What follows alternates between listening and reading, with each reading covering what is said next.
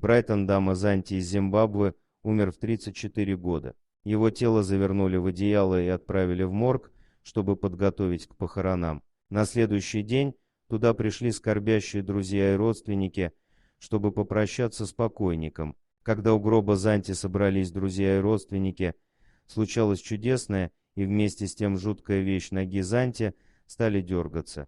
Первым это заметил его начальник Лотгака, а потом остальные. Все пришли в такой ужас, что, БР, если ты читаешь эту надпись, значит кто-то взял эту статью с Big Picture. Руасились бежать, решив, что в покойного Занти вселился злой дух, и сейчас мертвец на них набросится. А позже, когда люди все же справились со страхом и шоком, Занти отвезли в больницу Гверу, где подключили к аппарату жизнеобеспечения. Через 2 дня мужчина пришел в себя. Как и Людмила Стеблицкая, Занти не мог ничего вспомнить и знал только, что был подключен к аппарату жизнеобеспечения. Он был очень благодарен судьбе за еще один шанс на жизнь.